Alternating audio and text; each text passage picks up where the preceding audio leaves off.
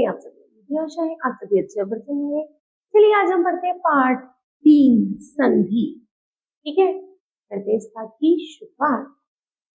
विद्या जमा आलय, शब्द बना विद्यालय। इसी तरह है सूर्य जमा उदय, शब्द बनता है सूर्योदय। उपर्युक्त उदाहरणों से स्पष्ट होता है कि ये शब्द वर्णों के मेल हो जाने के कारण बने हैं। इनके प्रथम शब्द के अंतिम वर्ण तथा दूसरे शब्द के प्रथम वर्ण के परस्पर मिलने पर कुछ परिवर्तन आया है। परिवर्तन से नया शब्द बनता है। संधि का शाब्दिक अर्थ है मेल। चलिए जानते हैं इसे परिभाषा के माध्यम से। दो वर्णों के परस्पर मेल से जो परिवर्तन या विकार होता है उसे संधि कहते हैं। एक संधि विच्छेद, संधि हुए शब्दों को अलग अलग करना संधि विच्छेद कहलाता है। जैसे रजनीश का है रजनी जमा ईश, भानुदे का भानु जमा उदय, शिक्षार्थी है शिक्षा जमा अर्थी। ठीक है, उसके बाद है संधि की भेद। संधि के भेद, संधि के 3 भेद होते हैं। स्वर संधि, व्यंजन संधि और विसर्ग संधि। चलिए पहले जानते हैं स्वर संधि किसे कहते हैं। दो स्वरों के मेल से होने वाले विकार को स्वर संधि कहते हैं। जैसे शश जमा अंक बराबर शशांक, देव जमा आलय तो शब्द बना देवालय, पुस्तक जमा आलय तो शब्द बना पुस्तकालय। ठीक है, आगे है स्वर संधि के भेद। स्वर संधि के 5 भेद होते हैं। जैसे दीर्घ संधि, गुण संधि, वृद्धि संधि, यण संधि और अयादि संधि। पहला है दीर्घ संधि। दीर्घ संधि जैसे आ ई ओ ऊ, ऋषि स्वर के बाद हर्ष या दीर्घ, आ ई ओ ऋषि, स्वर आए तो उन दोनों के स्थान पर आ ई ओ ऋषि दीर्घ स्वर हो जाता है। जैसे आ से मिलकर बनेगा आ, है ना। आ ई से बनेगा दीर्घ ई।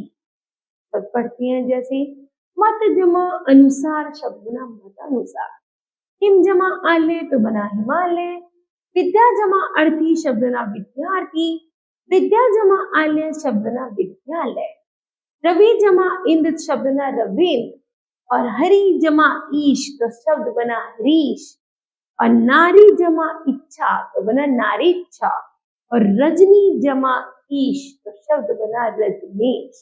ठीक है, आगे है नंबर 2 पर गुण संधि। आ के बाद यदि ई ऊ ऋषि स्वर हो तो दोनों के क्रमशः ए ओ और अर हो जाता है। जैसे आ का ए, आ ई का ए, जैसे और उसके बाद आ ऊ का ओ, है ना। चलिए पढ़ते हैं। देव जमा इंद्र का बना देवेंद्र, सुर जमा ईश का बना सुरेश, महा जमा इंद्र का बना महेंद्र और राम जमा ईश का बना रमेश। आगे उसी तरह है चंद्र जमा उदय का बना चंद्रोदय, समुद्र जमा उर्मी का बना समुद्रमी, महा जमा उत्सव तो बना महोत्सव और गंगा जमा उर्मी का बना गंगोर। ठीक है, आगे है वृद्धि संधि। आ के बाद ए आई ए ओ औ हो तो ओ हो जाता है। क्या हो जाता है? ओ। जैसे ए आई का ए और ए का क्या होगा? आई। तब पढ़ते हैं एक जमा एक बराबर अकेक, मत जमा ऐक्य बराबर मतेक्य, सद जमा एव बराबर सदैव और महा जमा ऐश्वर्य तो मिलकर बना महेश्वर्य। आगे है यण संधि। ई ओ औ ऋषि के आगे अगर कोई भी जातीय असमान स्वर होने पर ई का य, ओ का व और ऋषि का रे हो जाता है। जैसे ई का य, ई का क्या बनेगा? य, ऋषि और ओ का बनेगा रे। जैसे यदि जमा अपि का बना यद्यपि, इति जमा आदि का बना इत्यादि, और मात्र जमा उपदेश का बना मातृदेश। ठीक, आगे है आयादि संधि। ए आए ओ, औ के बाद भिन्न स्वर आने पर ए का आए, ए का आए, ओ का आव तथा ओ का आव हो जाता है। अगर ए ओ औ के बाद ई आए तो वह आई अवी आवी में परिवर्तित हो जाता है। जैसे ए जमा अ का ऐ, ए जमा आ का आए, ए जम ओ जमा ई का अवी, ए जमा आ का क्या बनेगा आए, ओ जमा ऊ का बनेगा आवू, ओ जमा ई का बनेगा आवी, और उसी तरह ओ जमा आ का बनेगा आव। चलिए पढ़ते हैं इनको शब्दों को। के जमा गण बराबर चयन, गे जमा अक बराबर गायक, ओ जमा इत्र बराबर पवित्र, नी जमा अन्न शब्द बना नयन, वो जमा उक का बनता है भावुक, और नौ जमा इक से बना नाविक, और वो जमा अन्न का है भवन। नंबर 2 है व्यंजन संधि।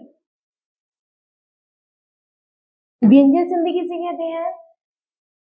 किसी व्यंजन के बाद कोई स्वर या व्यंजन आने पर जो विकार उत्पन्न होता है उसे व्यंजन संधि कहते हैं। जैसे सत जमा चार बराबर सदाचार, सम जमा भव बराबर संभव, सत जमा गति बराबर सदगति, उत जमा धार बराबर उद्धार, शट जमा आनंद बराबर सटानंद, और अप जमा मय बराबर अमय, सम जमा पूर्ण बराबर संपूर्ण, और वी जमा सम बराबर विषम। है उसी तरह आगे कुछ हो रहे हैं।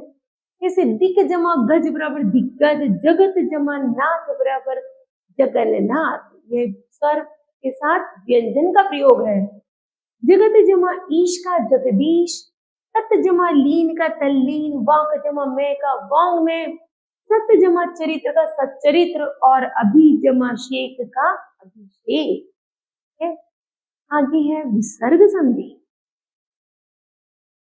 विसर्ग संधि है विसर्ग के बाद किसी स्वर या व्यंजन के आने पर जो विसर्ग में जो विकार उत्पन्न होता है उसे विसर्ग संधि कहते हैं। जैसे नी जमा रव बराबर नीरव, नी जमा रोग बराबर निरोग, निमने जमा हर बराबर मनोहर, तू जमा शासन बराबर दुशासन, निहे जमा चल बराबर निश्चल, तू जमा आचार बराबर दुराचार, नी जमा सर्ग बराबर निसर्ग, और प्राय जमा चित्त बराबर प्रायश्चित। अर्थात विसर्ग संधि अर्थात जिन संधियों में विसर्ग का प्रयोग होगा वो अथा विसर्ग संधि कहलाती है। चलिए आगे बढ़ते हैं। अब ये महत्वपूर्ण तथ्य है, दो वर्णों के परस्पर मेल से जो परिवर्तन या विकार होता है उसे संधि कहते हैं। संधि 3 प्रकार की होती है, स्वर संधि, व्यंजन संधि तथा विसर्ग संधि। स्वर संधि 5 प्रकार की होती है, दीप संधि, गुण संधि, वृद्धि संधि, यण संधि तथा अयादि संधि। मुझे आशा है बच्चों यह पाठ आपको भली भांति समझ आया होगा।